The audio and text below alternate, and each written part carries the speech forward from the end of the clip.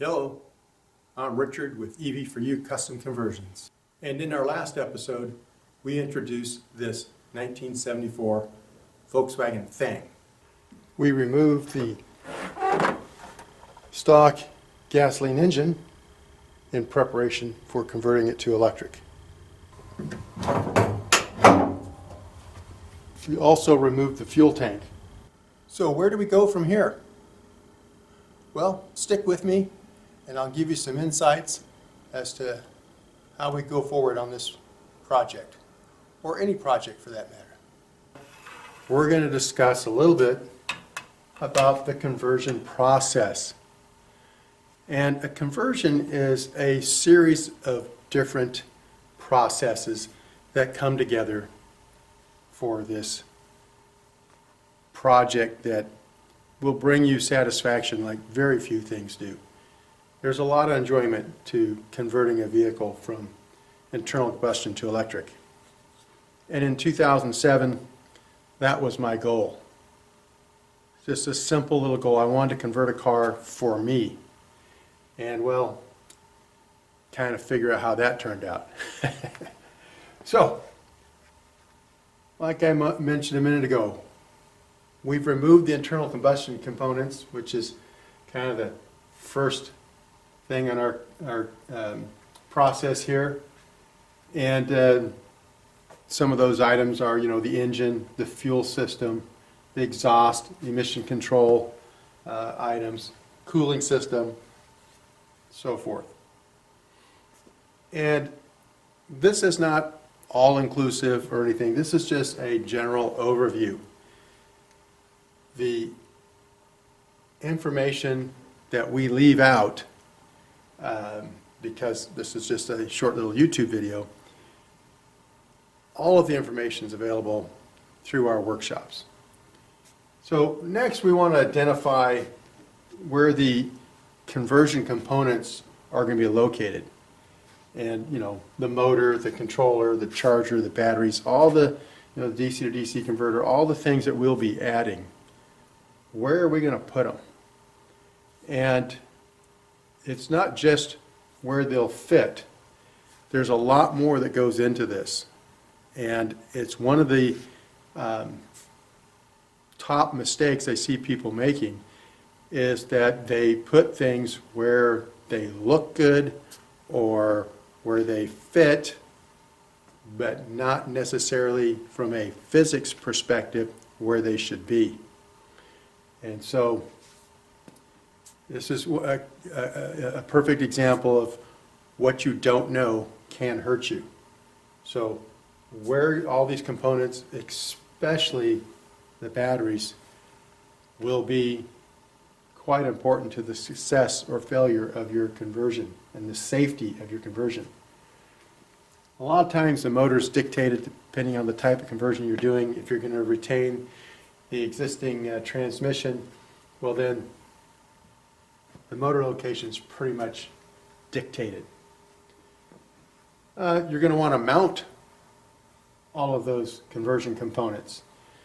Once you've identified where they should be located, you want to mount them in place. And once they're mounted in place, then you will know how long your wiring runs are going to be and everything. But there's a lot of thought that has to go into where and how where you put these components and how you mount them. And then you're going to have these conversion systems that I was talking about. And there's a big picture that's very important. And if you don't understand the big picture, then you make a lot of mistakes. And you've seen some of these in some of the repair jobs and jobs where we complete a conversion for someone else, where we'll discuss these things. And we have an upcoming video that will go over some more of these precise things I'm talking about. But an example would be, where are you going to locate your most positive and most negative points in your battery pack? There's, some thought that goes into that, and you're not just going to do it willy-nilly. There needs to be a plan And we have a specific, reason we put the most positive point in the pack, especially if you have multiple packs. The most positive of that traction pack is going to go in a certain location. And of course, we want to have our main disconnect in close proximity to that, just like the most negative is going to go to our shunt.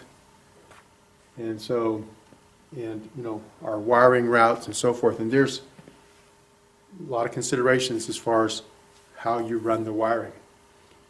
Again, don't have time to go into all the details in a little YouTube video. But kind of the point I want to make in this video, just beyond the systems, and we're going to talk more about some specific systems on the other side of this whiteboard. But what if you're missing components, and sometimes they can take months to get components to you. You're waiting on others. So it's not just waiting on the component manufacturers, but you're also waiting on perhaps a machine shop, a fabrication shop, powder coater, the shipping carrier,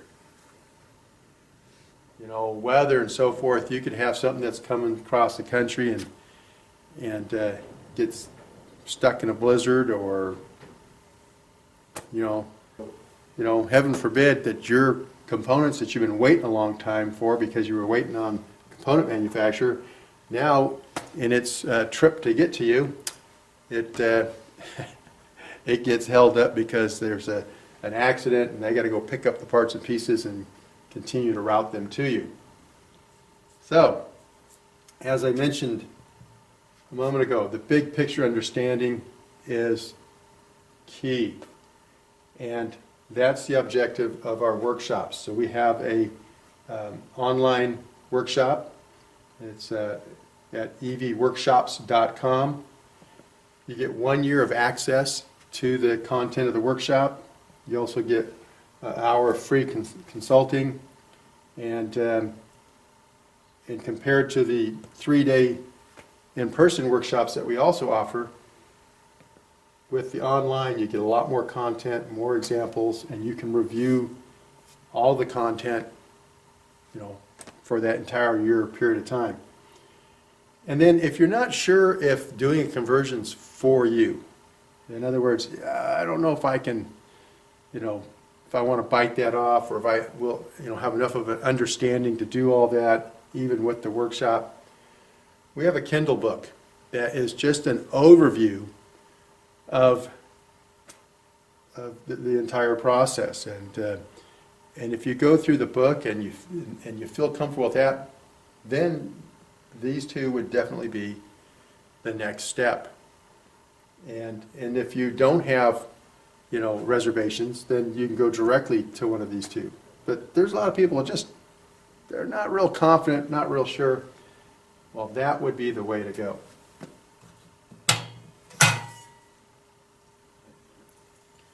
Okay, back to our systems. So we've got several systems in a conversion, and looks like I'm still on the board there. We're going to start off with the traction pack.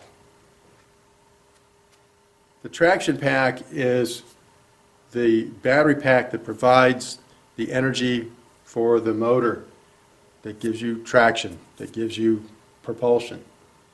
And that's a high voltage, high current circuit. And some of the components in that circuit are your main disconnect, your main contactor, your controller, your fuse, and your shunt. And there can be multiples of these. This is just simplified here. And then you have traction pack accessories. In other words, they're traction pack voltage, but they're a lower current. So like the charger, the DC to DC converter, your heater, air conditioning, instrumentation, all may have inputs that are the traction pack voltage, but they're going to be a much less current than what you're going to have going through your motor circuit through the controller. Then you have your controller wiring harness, and that's what's going to have all of your controller input and output circuits. And just, again, some examples would be your throttle, instrumentation, your electronic forward and reverse, so forth. And then we're going to have, kind of the vehicle chassis related stuff in that they're 12-volt circuits. And in the 12-volt realm, we're going to have two types of circuits. We're going to have unswitched circuits and ignition switched circuits. So unswitched circuits will be instrumentation and the DC to DC converter output. In other words, it's always connected to your battery. And one of the things I see people do sometimes is, they're doing a conversion. They rip out the dash, they tear all this apart.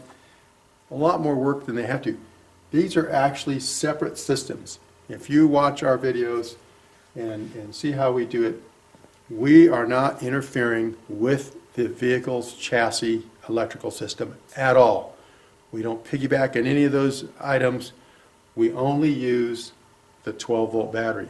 Everything else is independent, and including our own fuse block, everything. And so the other 12-volt system is the ignition switched, which would be KSI, your key switch input circuit, your cooling systems, for instance. These are things that come on when you turn on the ignition. The DC to DC converter enable, so the DC to DC converter is only on when the ignition's on. Same way with your heating and cooling. These things, if you had left the heating and cooling systems on, when you turned off the ignition and left the car, you'd want those things to go off automatically with the ignition. And so they're ignition switched, and then they'll have their own, on-off control. But the ignition is the number one switch in that system. And then we have our KSI circuit. That's what's going to turn on and off your controller. Key switch input or key switch interface, however you want to look at it. So the ignition switch, your key switch, is of course number one in that system. And then you're going to have your safety systems and then your controller. And the safety systems we're going to get to in a moment. And then you also have, and so this is one that you have a 12-volt input that controls the controller. An example would be the high performance or the Curtis 1239. And then some of them require traction pack voltage to turn them on and off. And so it's the same thing. You're going to go through your ignition switch, through your safety system, to a relay. The key switch input relay, which is going to take power from your traction pack through the contacts of the relay and then to the controller. Example, the Curtis 1238. And there's lots of them, but they all do it one of those two ways typically, okay? I'm not familiar with any that do it a different way. Now, the KSI safety system, again, it's the ignition switch, and then all these are in series. So if one of these is triggered, it's a no-go. That's why we call it a safety system. It's to prevent the controller from being energized if something's not as you want it to be. So it's not going to be on without the ignition being on. If you have an anti-theft switch, which we recommend, we put them in all of our convertibles and other vehicles that are, kind of an easy theft target. Safety interlock, that's just the term we use for the interlock that disables a vehicle whenever you have the, you're plugged in to charge it. Whether it's charging or not doesn't matter. The fact that it's plugged in disables the vehicle. An inertia switch, if you want to use one. Another must-have, though, is a low voltage cutout. That's going to shut things off when you reach a minimum voltage on your traction pack. That's to protect that traction pack. So that would shut off the controller. And you can have, warnings and whatever you want before that point. That's just a matter of choice. But you want, when it gets down to the to the bottom, you want to make sure you're protecting that pack. And then another system would be your instrumentation. And you're going to have instrumentation for your traction pack. You want to be able to monitor that traction pack. Some of the things you'll want to monitor: voltage, current, both in and out, the state of charge, and the temperature. You want to monitor your controller. Again, voltage, current, temperature. The motor, temperature, RPMs, and then the 12-volt system. Your auxiliary battery and your DC to DC converter. One 12-volt gauge takes care of both those items, and at a glance, you know if there's a problem or not. Okay? So these are just, kind of a breakdown of the different systems. They're all very simple, and they all have some overlap in that they all work together in the big picture. So that's kind of a nutshell view of what's going on. So we're going to be right here on the VW thing. What if? Well, we're missing components, and we're currently waiting on machine shop and a fabrication shop. So we're waiting on some billet aluminum components there, and we're waiting on our battery boxes from the fabrication shop. So we know we have a what if. So what are we going to do? Well, we saw that there's all these systems, and some of these systems can be dealt with right now. So we're not going to do the traction pack because we don't have our battery boxes yet, but we can be bottom balancing cells, for instance. We're waiting also on a charger and a DC to DC converter. So not a whole lot in these two areas that we'll probably be doing. We do have the controller, we have the wiring harness, the throttle, instrumentation. So we could be working on that. That's one item we do. We could be working on our 12-volt circuits. And of course, along with that, this KSI. And we can install all of our safety systems and our instrumentation. So there's plenty to do while we're waiting for those parts. And unfortunately, this is very common today. The days are kind of gone where we ordered something and in less than a month we had everything together and it was rock and roll. Now there's always, multiple items that we're going to have to wait on. And that's just kind of life at this point in time. So that's why I wanted to show you, this overview of the process, the overview of the systems, is so that you can look at this from, oh dang, I got to wait for something. Well, the wait's a lot easier if you're busy and you're doing something. And so if you have everything mapped out and you have that big picture understanding, then it's real easy to figure out what you can do when.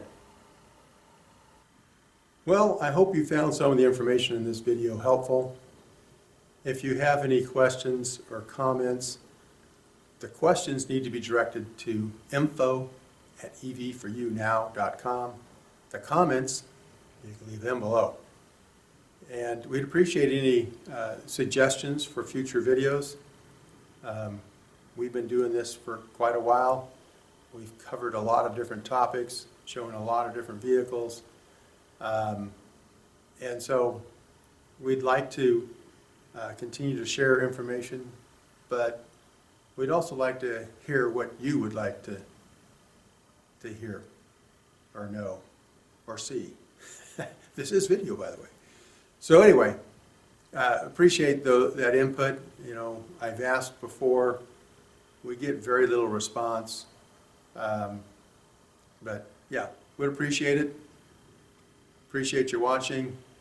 If you like what we're doing, give us some feedback, either a comment or click the like button so that we know this is worth our time, because even these simplistic videos that we do, they take time.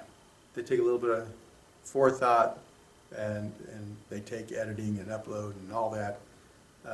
It's just time that if there's nobody that cares and don't appreciate it, well, then we've got a lot of other things that we could be spending our time on. So let us know. Thanks again for watching. Hope you're enjoying the ride.